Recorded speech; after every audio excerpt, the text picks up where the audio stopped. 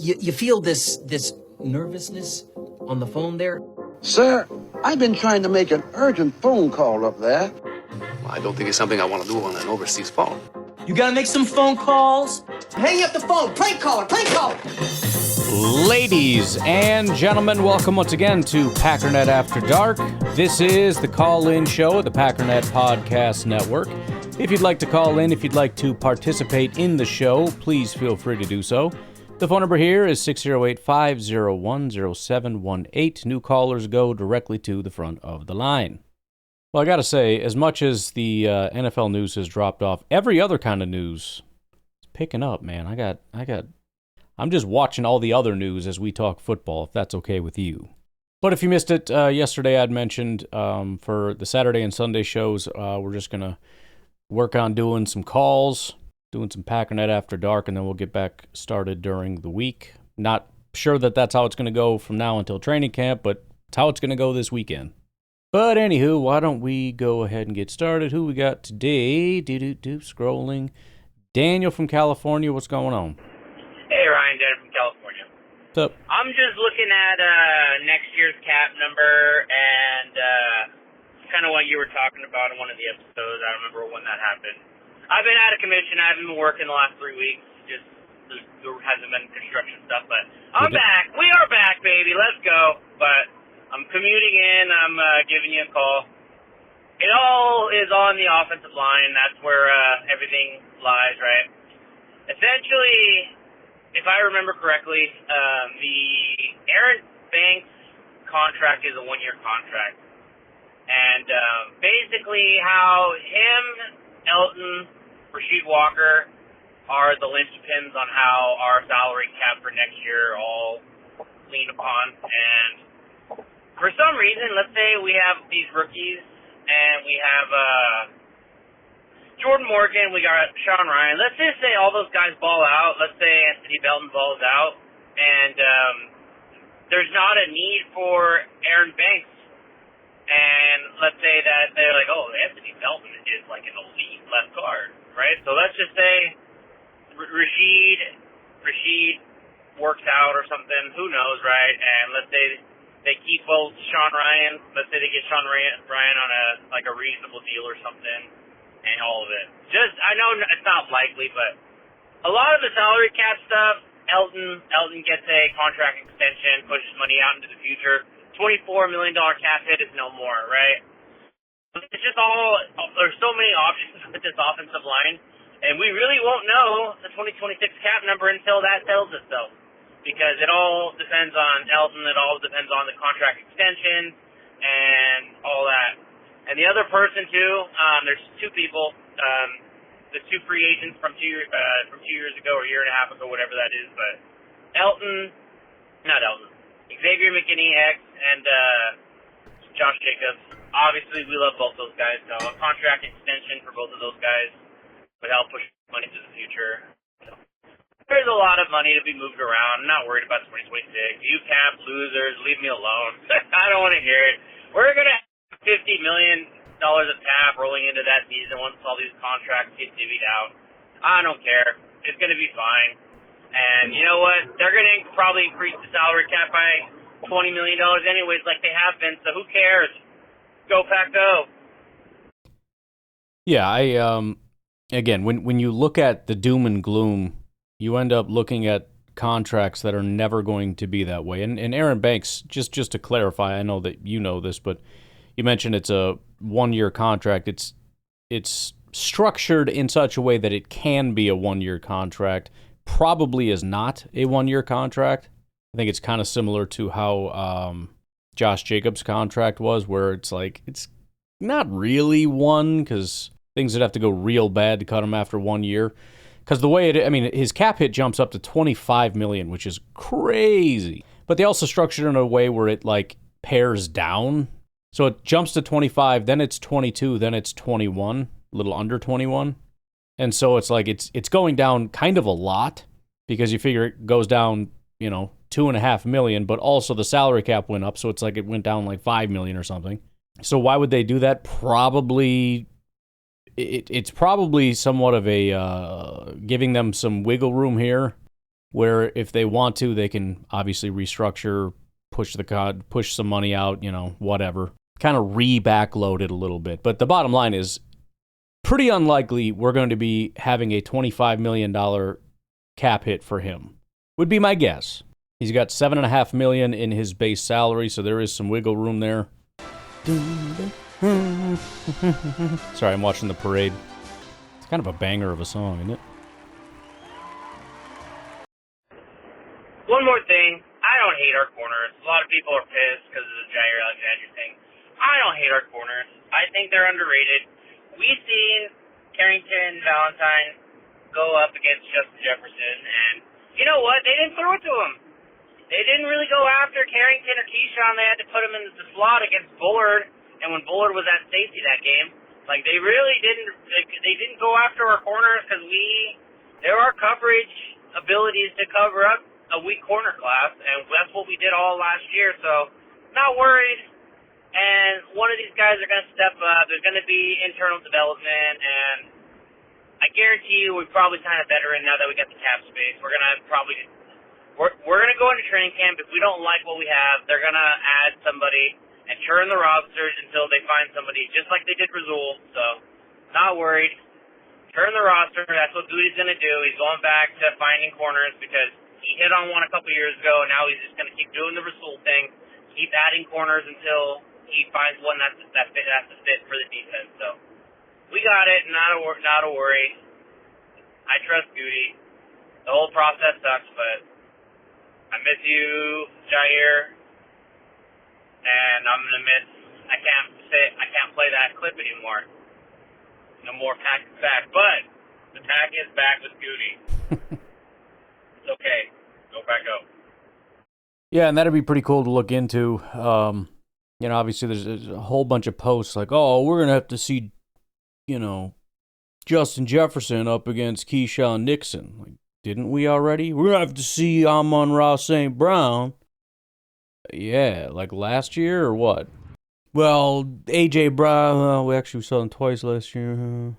I'll have to do some digging and see what our corners actually gave up. I'm sure it's just absolutely catastrophic. I mean, it must just be terrible. Howdy, this is Jaire Alexander, the Uber driver. Yo. I haven't called in a while. Busy, have a kid, have a second one on the way due in August. Congrats. To school, all that type of stuff. So yeah, but I don't know when the last time I called was. And also, I hear my dad in the background. We're in the middle of a blackout, so she's just playing in a room, and I can't do any work right now. So, but the last time I called, I believe, I couldn't find the podcast where you might have answered this question, but did Jordan Love have wide receiver dinners like he did his first year starting? I don't know if he didn't do it as much because he was getting engaged and everything. I mean, hopefully he brings that back, gets all that chemistry back this year. Hopefully that helps him with his whole year and everything. But yeah, I didn't know if that was answered before. Go Pack, go. I don't know. I haven't heard anything about it. My guess would be yes. We usually just find out about these things through some random chance, like with Kenny Clark having dinners and people over. It wasn't necessarily volunteered. I mean, I think somebody mentioned it, but it's kind of one of those things where unless you ask, or unless it just kind of comes up organically through a question of some kind, then we just don't know about the different things that these guys are up to. You mentioned Jordan had done it in the past, and unless there's some reason, like you said, with schedules, his thing or whatever, I would guess they're doing that or something similar to it. I would hope so.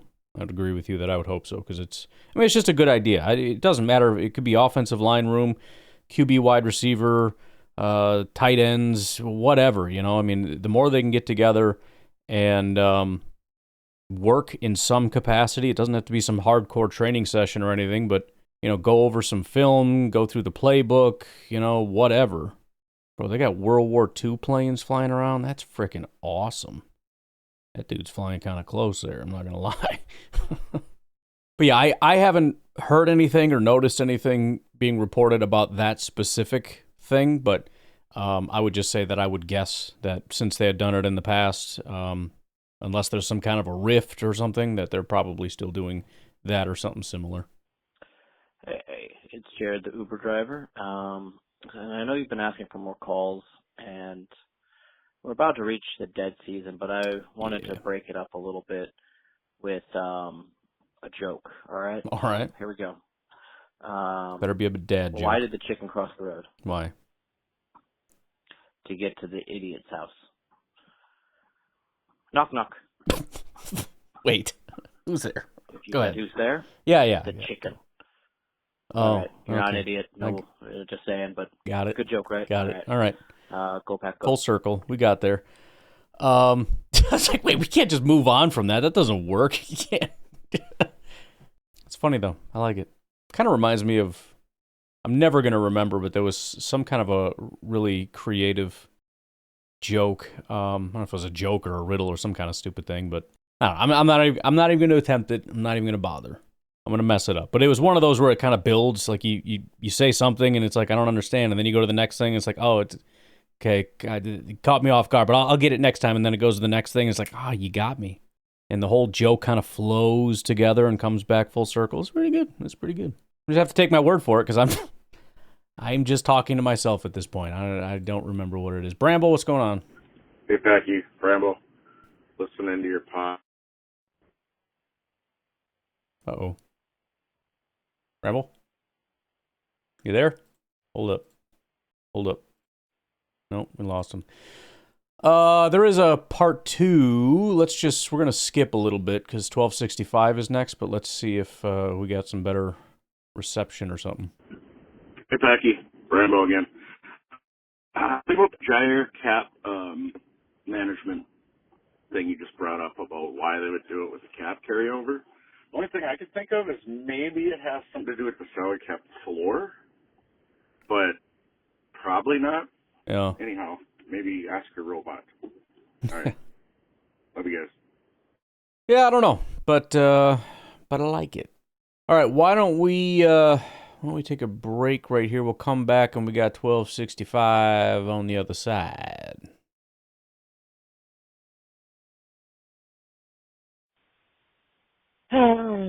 Sigh. Uh-oh. Jaire's gone. I know. Sad day. Sad clown. Well, you know what this means. What? I have a jersey I can wear, baby. That's right. What's that? I'm going to have to call back later when I have something better to say. Oh, okay. All right. Sorry I've been absent. See you, everybody. Bye. What's the, well, that's all right. I don't know. I'm not going to overthink it. Just going to accept it. I'm just going to let it happen. We did that one. Ron. Hey, what's up, Ryan? It's Aaron from Eau Claire. It's been a hot minute since I've called. I hope you can hear me. I'm driving in a bunch of rain on the highway, so I don't know if it's too noisy or not. But just got to the point where Jaire was cut, and it kind of reminds me of when Bakhtiari was sort of at the end of his career with the Packers. There's a lot of, it's a tough decision because, he, at his peak, he's an amazing player, top tier player, and same with Jaire. So at his peak, if he's healthy, if he's playing at his best, he's an amazing quarterback, and we want him. But just like Bakhtiari, if it's going to be like on again, off again, unreliable, it's probably also a matter of team continuity too, because if you think about it, like if you're a defensive coordinator or a cornerbacks coach or something like that, and you're trying to get everyone ready for the next game, to have to continue to kind of prepare people to rotate around in case Jaire's hurt, and then he comes back, and then you got to relearn all the stuff with him on the field. Then the next week he's off. At a certain point, almost the risk reward or the pros and cons, you have to take into the consideration just the sheer practicality of switching people around so frequently. I would imagine, So I guess I can sort of see what they were doing. But yeah, I do like Jaire, and I will miss him. Just like I miss Aaron Jones, but it is what it is. And then secondly, just one kind of random thought that popped into my head. So looking at the division this next year, Vikings, I have no idea what they're going to look like because their quarterback situation is kind of nebulous. And then Chicago, I don't know, probably not going to be super high probability of winning the division. And then, Detroit seems like the highest probability of winning the division. Hold on, let me call back because I'm up against 3 minutes here. Yeah, by the way, just quick thought before we get to part two. Have we talked, I'm sure it's been talked elsewhere extensively, but have we talked about how, what's the right way to put it? Let's just say it would be obvious if it comes to find out that Jaire ends up going to the Steelers, right? I mean, we have to acknowledge that. I mean, I understand the Baltimore connection with the quarterback, but I think Rodgers and Jaire always got along, right? Rodgers doesn't seem to care very much about the whole, I don't know, having any semblance of, responsibility toward whether it's a good idea or not, like the cost, the injuries, the age, the talent, like none of that seems to matter. It's sort of he's my dude, he's a good guy, I've seen him play well in certain arenas, and therefore you should get him. And you can't even say, well, the Steelers wouldn't do that, they wouldn't be that irresponsible. They just paid Aaron Rodgers. This is a short-term, all-in extravaganza. They're committing to it. So freaking commit to it, you know what I mean? Just saying. All right, part two. Okay, so the Lions seem like the most likely team to win the division, just in terms of proven capabilities. I think if Jordan Love is at his best, he's by far better than Jared Goff, and I think that the Packers have a great chance.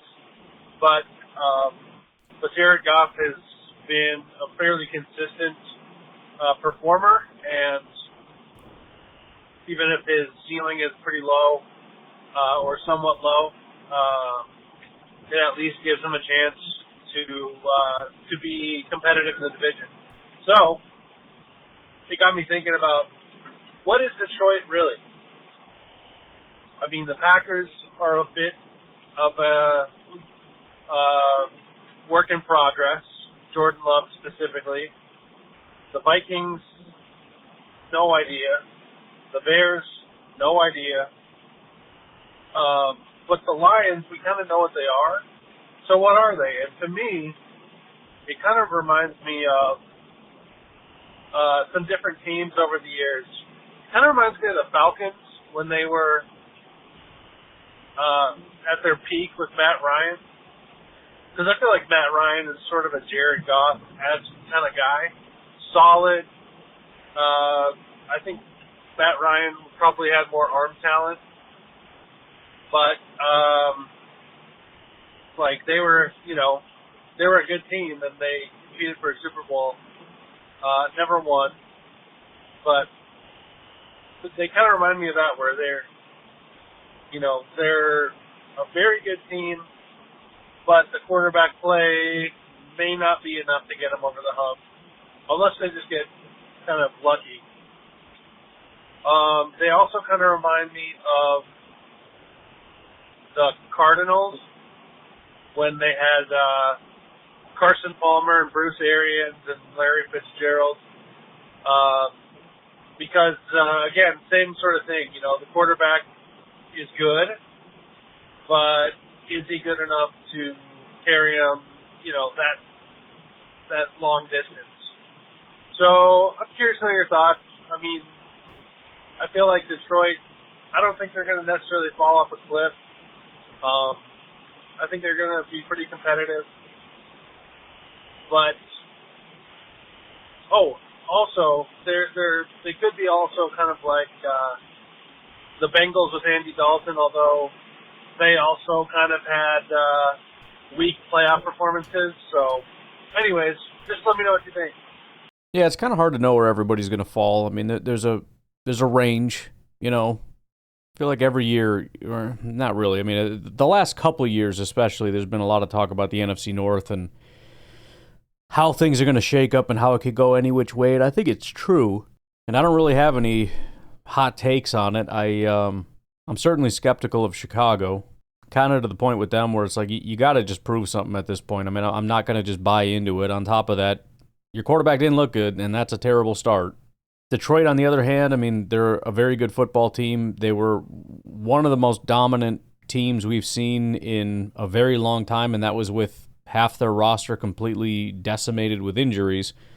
I've mentioned before, I'm also skeptical that the offensive and defensive coordinator are going to make that big of a difference. I think toward the end of the season, we started to think maybe their offensive coordinator is a little bit of a doofus, and that he just his whole thing is, I'm just going to go for it on fourth down all the time. And it ended up just being a lot of really stupid decisions, bravado for the sake of bravado. And the defense was just never very good. And you can say that's because of the injuries or whatever, but I mean, you had Aiden Hutchinson, who when he was there made the defense look good, and then when he wasn't there, the defense looked like garbage. So I don't know what massive asset the Lions are losing there, but you never know, man. I mean, things change all the time. Quarterbacks have up and down years. Goff could certainly take a step back. We've also talked about the skepticism of their offensive line. Could that be falling apart? A lot of question marks as far as the new guys coming in, especially with the retirement of their center and all that. A lot of moving pieces. Minnesota should be maybe the most predictable, but they're probably the most unpredictable because here we sit again looking at it going, I don't know, I don't super love the roster a ton. I mean, the quarterback couldn't make a big difference, but I think I hated your roster last year more when your quarterback was Sam Darnold, and we all just laughed to ourselves, whatever, and he ended up being good. So I have no idea what to expect of Minnesota. But at the end of the day, you know, Jordan plays up to par, and everybody else does their job. It's not going to matter, and that's the point. It's not about, boy, I hope everybody else sucks. I do. I like winning. I like embarrassing our rivals. I like all that stuff. But at the end of the day, you just got to be a good football team. That's all there is to it. All right, well, we've got 6 calls, but just 2 callers. So let's take a break here, and we'll see if we can rip through the rest of these. We got Jared, the Uber driver, and Nico from Idaho. We'll take a break. We'll be right back.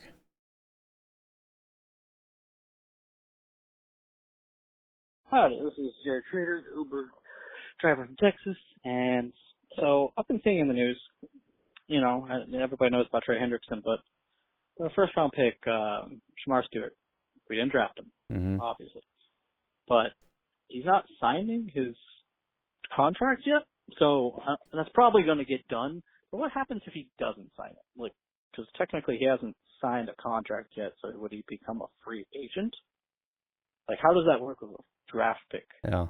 And then, you know, maybe the Packers could swoop in. Who knows? I mean, I'm sure Cousins would have loved him.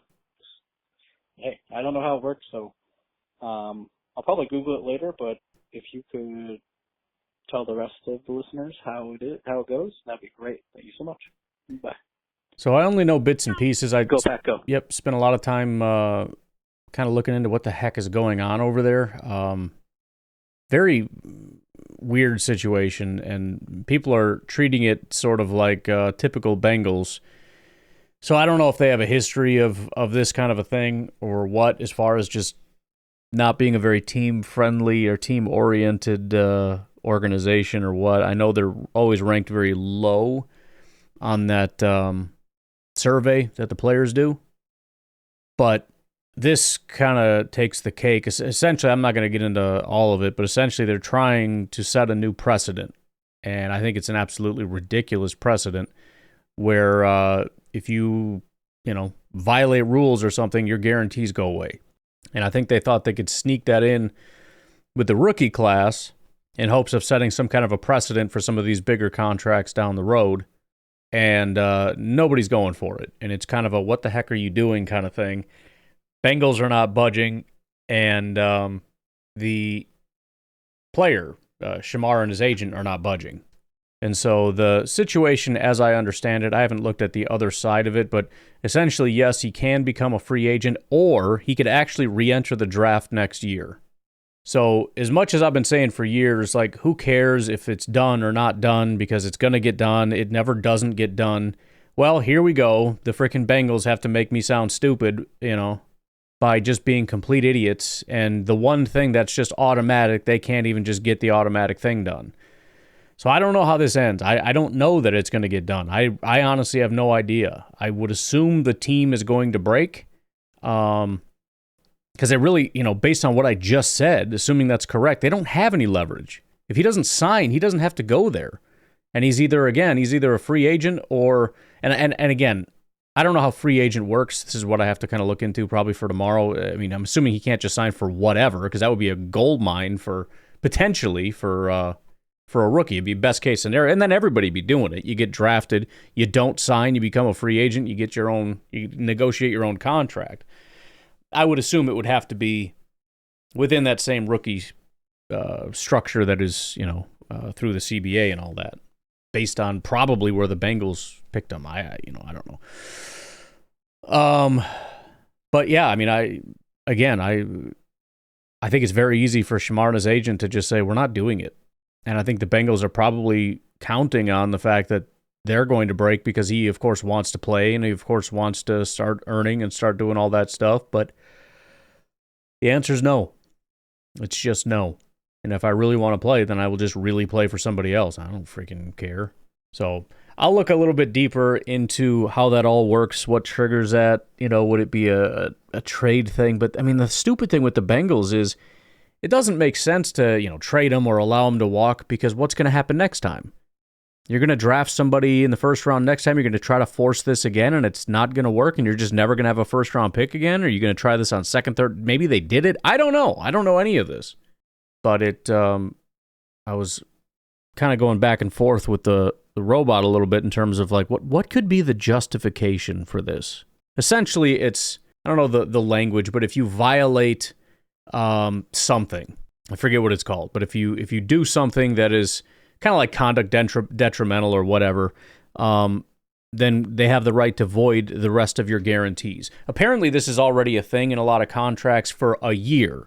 So if you go and get yourself arrested, or you go and, even fail a physical, which is the other thing, it could be as simple as failing a physical, they can void your guarantees for that year. Because, and that makes sense, and I can understand that. I do not understand future years. It's like, well, it just shows they might reoffend again. Okay, but if they do it again, you void that year. I mean, it sounds to me like if something happens, they want to be able to get rid of you. And if I give you a big contract and there's a bunch of, money on the books, guarantees on the books, I can't move you anymore. Yeah, well, tough. It's the way it goes, dude. There's risk on both sides. That's the way it works. Bengals trying to assume no risk. But yeah, that is my understanding, is they can become a free agent or even re-enter the draft. Howdy, this is Jared, the Uber driver from Texas. I was listening to the podcast, the After Dark part of the podcast, and you referenced, they're common phrases, but you referenced, for the negative fans, you will never be satisfied, from Hamilton. You said Nonstop, which is also another Hamilton song. I don't know if you ever seen musicals on Disney Plus. No. But I just thought that was funny that you're referencing Hamilton in a way, not on purpose, obviously, but also. What? So all negative fans are Alexander Hamilton. All right, got it. Cool. Okay. All right. Have a good day. Go Pack, go. Bye. I was referencing it because I said you'll never be satisfied, or because I know I've never heard that song, so I don't know. I don't know I don't know. I've never seen it. I have no intention of seeing it. I don't know. But yeah, it's all good in the hood. Nico, what's up? Hey, Ryan, this is Nico. Yo. Idaho. So the old Jaire saga is now complete. I've been wanting to call in the last few weeks and say something, but then I kind of wanted to wait for it to finish. And It is what it is. Even about 2 weeks ago, I wanted to call in and go, just pay him. Just frickin' pay him. It's already factored in. Just pay him. Because what if he does come out and he plays all year? Can you imagine with what we have defensively, if Jaire were to come out and play all year not injured, our defense would cook. Because I think, Hobbs and him and everybody else, and I just think we're kind of on the potential to just really spike and be good. And that would have been maybe the nail that that sealed the coffin, the good coffin. But then, that didn't happen. And then when you and other people kind of explained, well, if we keep him this year, we have the same deal next year. So now it's like, once no one wanted him, they did what they had to do, right? They had to get rid of him. And obviously I've been seeing some stuff, some comments online. And I tell you, I know you're real nice, Ryan. You're a nice guy. And you have to kind of have a modicum of politeness because you are the host of the show. But I'm not, and I don't. If someone, I know you got some dude named Mr. Negative, just call him Mr. Stupid. Like, hey, dum-dum. You realize that every team agrees with the Packers, right? Every team in the NFL. Because if he could guarantee Jaire, he's going to be healthy all year, every team would have wanted him. Mm-hmm. Heck, we would have kept him, and he would have been worth the money. So every team would have wanted him, but he can't guarantee that. So then not every team, some teams tried to trade. And you know what they did, Mr. Dummy? They said, hey, we want Jaire, but hey, can we restructure your contract? And Jaire said, nope. It's not like they only talked to the Packers. They talked to Jaire's agent. Oh, he doesn't want to restructure. Well, looks like we're done here because every team agrees with the Packers. His juice ain't worth the squeeze.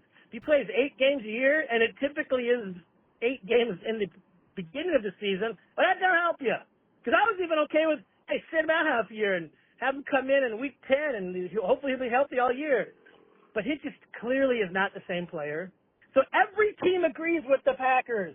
They tried to trade him. That didn't work. Then they tried to restructure him, and he still said no. So Mr. Dummy, and I don't know if Mr. Dummy, listens to your podcast. Assuming he maybe does. If not, you should tell him to listen to today. Mm-hmm. 3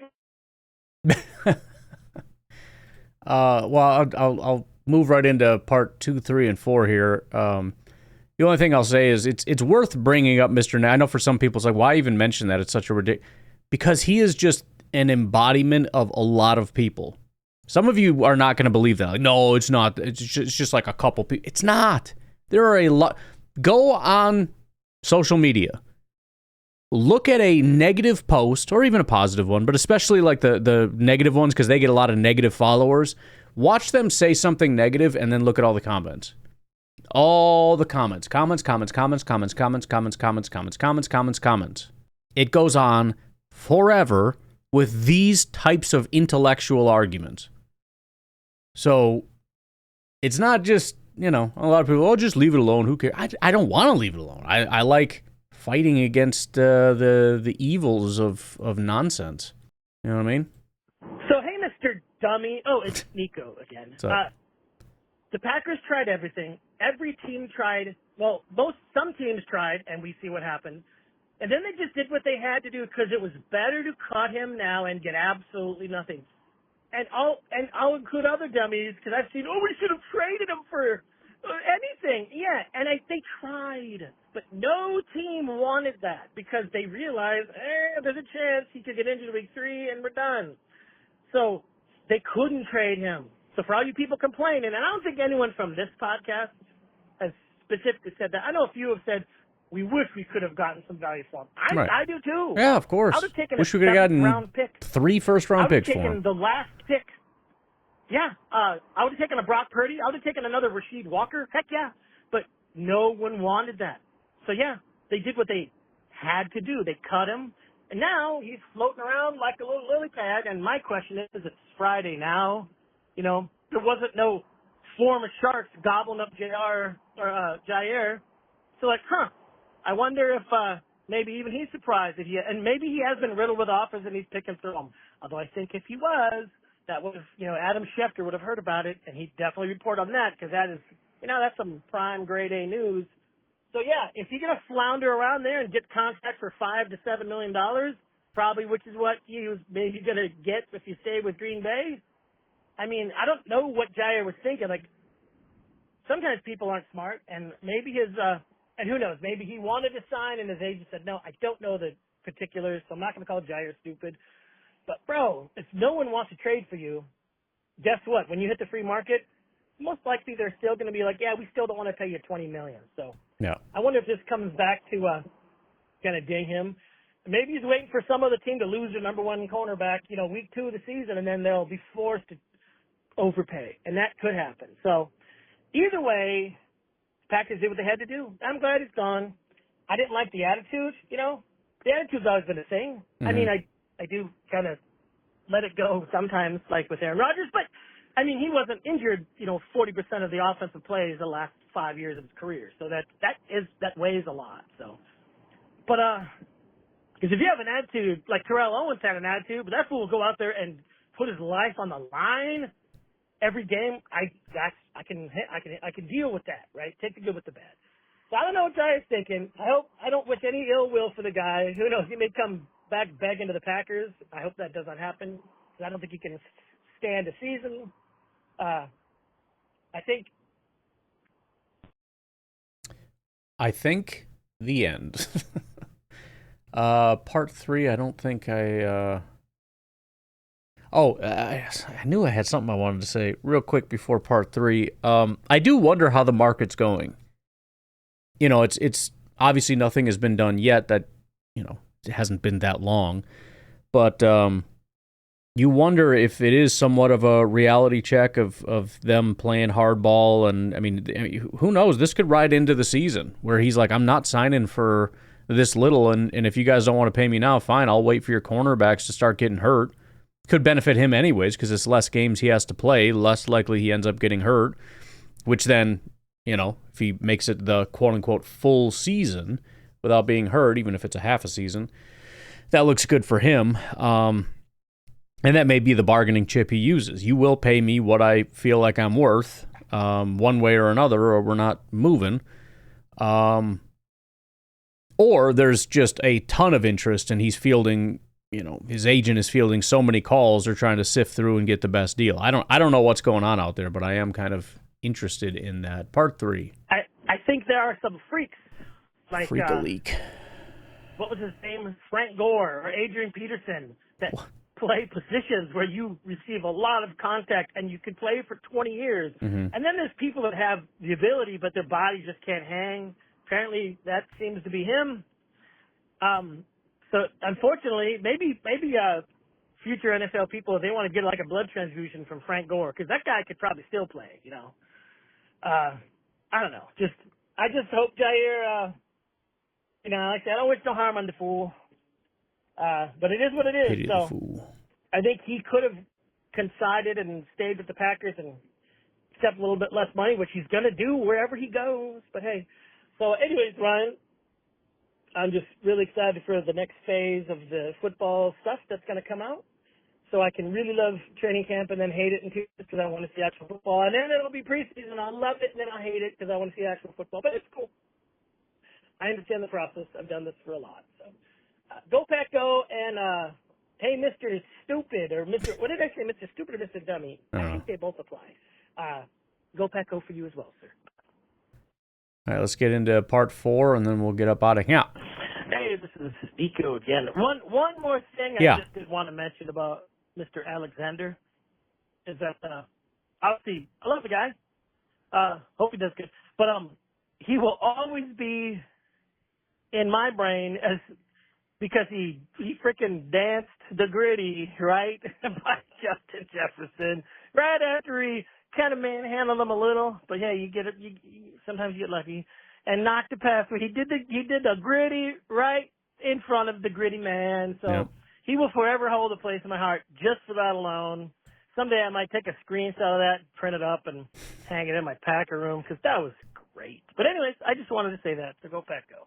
It was high quality, and on top of that, the fact that Justin Jefferson got up and started crying to the referee that he was doing his dance in front of him, crying that he wanted the ref to throw a flag for doing his dance as though the thing he's been doing this whole time is illegal. Well, he's teasing me because I do that dance. What a little girl you are. Just freaking glorious. All right, boys and girls. I'm going to get out of here. You guys have a good rest of your day. I will talk to you later. Have a good one. Bye-bye.